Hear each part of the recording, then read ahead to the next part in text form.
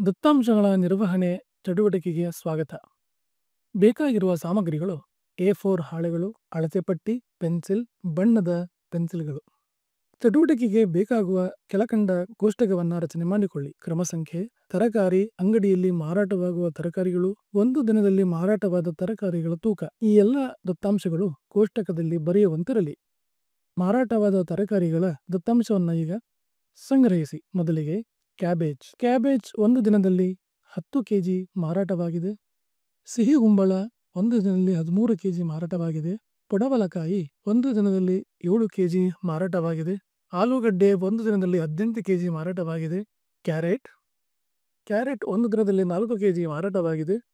ಈರುಳ್ಳಿ 6 ಕೆಜಿ ಮಾರಾಟವಾಗಿದೆ. ಹೀಗೆ ಮಾರಾಟವಾದ ತರಕಾರಿಗಳ ಕೋಷ್ಟಕವನ್ನು ರಚನೆ ಮಾಡಿಕೊಳ್ಳಿ. ಮಾರಾಟವಾದ ತರಕಾರಿಗಳ ದತ್ತಾಂಶ ಪಡೆದುಕೊಳ್ಳಲಾಗಿದೆ. ದತ್ತಾಂಶಗಳನ್ನು ಸ್ತಂಭ ನಕ್ಷೆಯಾಗಿ ಪ್ರತಿನಿಧಿಸುವುದು ಹೇಗೆ ಎಂದು ಈಗ ನೋಡೋಣ. ಇಲ್ಲಿ ತರಕಾರಿಗಳು ಮತ್ತು ಅವುಗಳ ಮಾರಾಟವಾದ ತೂಕ ನೀಡಲಾಗಿದೆ. ಮೊದಲಿಗೆ X ಅಕ್ಷೆಯನ್ನ ಮತ್ತು Y ಅಕ್ಷೆಯನ್ನ ರಚನೆ ಮಾಡಿಕೊಳ್ಳೋಣ. X ಅಕ್ಷೆಯಲ್ಲಿ ನಾವು ತರಕಾರಿಗಳನ್ನ ಸೂಚಿಸಬೇಕಾಗಿದೆ. ಹಾಗಾಗಿ ಸ್ಕೇಲ್ 1 ಮಾನ ಅಥವಾ 1 ಯೂನಿಟ್ = 1 ತರಕಾರಿ ಆಗಿರಲಿ. ಈಗ ನಮಗೆ ಇಲ್ಲಿ 6 ತರಕಾರಿಗಳಿವೆ.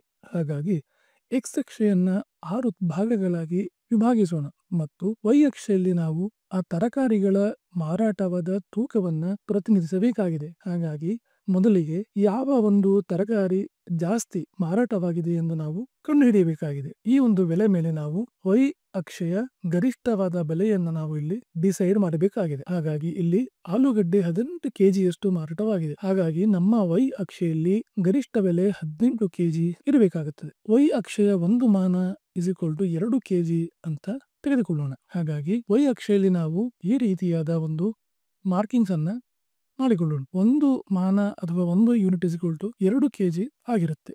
ಈಗ X ಅಕ್ಷೆಯಲ್ಲಿ ತರಕಾರಿಗಳನ್ನ ಗುರುತಿಸುತ್ತಾ ಹೋಗೋಣ. ಕ್ಯಾಬೇಜ್ 10 ಕೆಜಿ ಅಂತಿದೆ. ಹಾಗಾಗಿ ಸ್ತಂಭ ನಕ್ಷೆ ಎಳೆಯುವುದರ ಮೂಲಕ ನಾವು ಗುರುತಿಸೋಣ. ಅದೇ ರೀತಿಯಾಗಿ ಸಿಹಿ ಕುಂಬಳ 13 ಕೆಜಿಯ ಸ್ತಂಭ ನಕ್ಷೆ ಮೂಲಕ ಪ್ರತಿನಿಧಿಸೋಣ. ಅದೇ ರೀತಿಯಾಗಿ ಪಡವಲಕಾಯಿ 7 ಕೆಜಿ, ಆಲೂಗಡ್ಡೆ 18 ಕೆಜಿ, ಕ್ಯಾರೆಟ್ 4 ಕೆಜಿ ಮತ್ತು ಈರುಳ್ಳಿಯನ್ನ ಅನುಗುಣವಾಗಿ ಸ್ತಂಭ ನಕ್ಷೆಗಳನ್ನ ಎಳೆದುಕೊಳ್ಳುವ ಮೂಲಕ ನಾವು ಪ್ರತಿನಿಧಿಸೋಣ. ಈಗ ಸ್ತಂಭ ನಕ್ಷೆ ತಯಾರಾಗಿದೆ.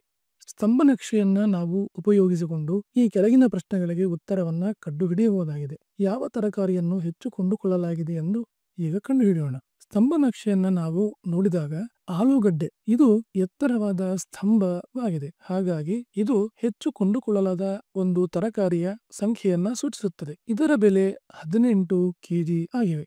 ಹಾಗಾಗಿ 18 ಕೆಜಿಯೇ ಹೆಚ್ಚು ಕೊಂಡುಕೊಳ್ಳಲಾದ ತರಕಾರಿಯ ಬೆಲೆಯಾಗಿದೆ ಮತ್ತು ಇದು ಆಲೂಗಡ್ಡೆ ಆಗಿರುತ್ತದೆ. ಅದೇ ರೀತಿಯಾಗಿ ಕೊಂಡುಕೊಳ್ಳಲಾದ ಎಲ್ಲಾ ತರಕಾರಿಗಳ ಒಟ್ಟು ತೂಕ, ಇದನ್ನ ನಾವು ಎಲ್ಲಾ ಒಂದು ತರಕಾರಿಗಳ ಸ್ತಂಭ ನಕ್ಷೆಯ ಎತ್ತರವನ್ನ ಕಂಡುಹಿಡಿದು ಅದರ ಬೆಲೆಯನ್ನ ಕೂಡಿದಾಗ ಬರುವ ಒಟ್ಟು ಮೊತ್ತವಾಗಿದೆ. ಇಲ್ಲಿ ಇದು 10 + 13 + 7 + 18 + 4 + 6 ಆಗಿರ್ತದೆ ಮತ್ತು ಈ ಎಲ್ಲಾ ತರಕಾರಿಗಳ ಮಾರಾಟವಾದ ತೂಕದ ಮೊತ್ತ 58 ಕೆಜಿ ಆಗಿದೆ. ಯಾವ ತರಕಾರಿಯನ್ನು ಕಡಿಮೆ ಕೊಂಡುಕೊಳ್ಳಲಾಗಿದೆ ಎಂಬ ಪ್ರಶ್ನೆಗೆ ಈಗ ಉತ್ತರವನ್ನ ಕಂಡುಹಿಡಿಯೋಣ. ಸೊ ಇಲ್ಲಿ ಸ್ತಂಭ ನಕ್ಷೆಗಳನ್ನು ನಾವು ಗುರುತಿಸಿದಾಗ ಕ್ಯಾರೆಟ್ ಇದು ಅತಿ ಚಿಕ್ಕ ಸ್ತಂಭವಾಗಿದೆ. ಹಾಗಾಗಿ ಈ ಒಂದು ಕ್ಯಾರೆಟ್ ಅತಿ ಕಡಿಮೆ ಕೊಂಡುಕೊಳ್ಳಲಾದ ಒಂದು ತರಕಾರಿಯಾಗಿದೆ ಹಾಗೂ ಇದು 4 ಕೆಜಿಯಷ್ಟಾಗಿರುತ್ತದೆ. ಹಾಗಾಗಿ ಕ್ಯಾರೆಟ್ ಅತಿ ಕಡಿಮೆ ಕೊಂಡುಕೊಳ್ಳಲಾದ ತರಕಾರಿ ಅಂತ ಇಲ್ಲಿ ನಾವು ಹೇಳಬಹುದು. ಧನ್ಯವಾದಗಳು.